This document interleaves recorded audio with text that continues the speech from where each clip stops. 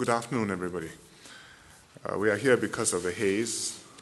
We're all affected by it. And today I'd just like to share how we will address the problem and also to explain to Singaporeans how each of us can protect ourselves and our families. Haze is not a new problem for us in Singapore or for Malaysia, our neighbors. This afternoon, the 3-hour number for PSI reached 371. It's come down a little bit since then. If we look at the which is a new high. If we look at the 24-hour number, the last reading at 2 p.m. was in the range 175 to 207, which is in the unhealthy to the very unhealthy range. And our health advisories are based on the 24-hour PSIs. So over the next few days, according to our Met people, the wind and weather conditions are likely to stay about the same as they are today. And so we expect the haze to persist for some time. I think we know the source of the problem, which is illegal burning by errant companies in Sumatra. We are actively engaging the Indonesian government to solve the problem. Foreign Minister Shanmugam and Minister Vivian Balakrishnan have been in contact with the Indonesian counterparts. They spoke to them yesterday. And our CEO of the National Environment Agency, Andrew Tan, is in Indonesia today having a meeting with the Indonesian officials. And I am also writing to President Yudhoyono to register our serious concerns and to reiterate our offer to help Indonesia to solve this problem. We've provided satellite hotspot data and imagery to the Indonesians to help them to identify the companies which are responsible.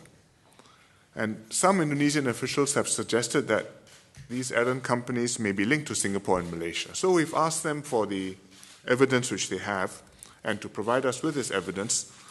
And if any Singapore companies are involved or any companies which are present in Singapore are involved, then we will take up this matter with the companies.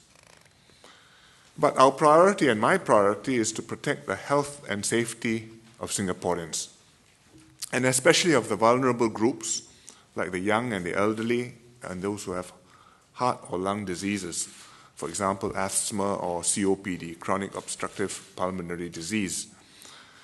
I think we can expect a higher incidence of respiratory diseases under these conditions. It happens every time, it's natural. And our MOH medical system, the doctors, the polyclinics, the hospitals, they're all on alert and ready for this, to treat the patients. So if you fall ill or if anybody you know falls ill, and it's a respiratory problem particularly, please see your doctor or your GP promptly. And if anybody needs financial help with their medical expenses, we will make sure that it's available.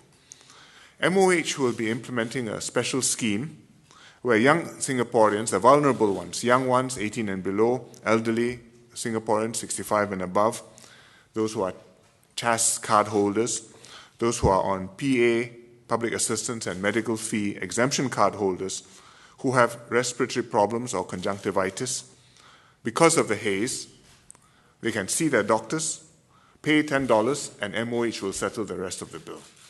It's a special program, special scheme to deal with this exceptional situation. But for most of us who are in good health, I think we'll be fine if we just take basic precautions like limiting outdoor activities and staying indoors where possible, depending on how bad the haze is.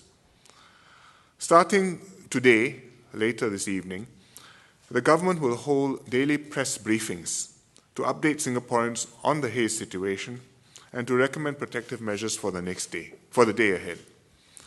And NEA's website will be kept updated with information and with the guidelines and advice. Our ministries and agencies are prepared. The Haze Task Force has met several times to coordinate all the agencies' plans, and the Crisis Management Group for Haze has also been convened. We can't tell how this problem is going to develop because it depends on the burning, it depends on the weather, it depends on the wind. It can easily last for several weeks, and quite possibly it could last longer until the dry season ends in Sumatra, which may be September or October. So we will need to adapt our response to suit the changing situation and to protect ourselves in practical and sustainable ways. To oversee the overall national effort, I've set up a Haze Interministerial Committee. It will be chaired by Minister Ng Eng Hen, and it will have representatives from Environment and Water Resources, from MFA, Foreign Affairs, from MCI, Comms and Information, from Health, from MSF, Social and Family Development, from MOE, Education, and from MOM, Manpower. The Ministerial Committee will focus on protecting public health and safety, on working with Indonesians to mitigate the haze at source, and to maintain our economic and social resilience. It will review the guidelines for protecting vulnerable groups.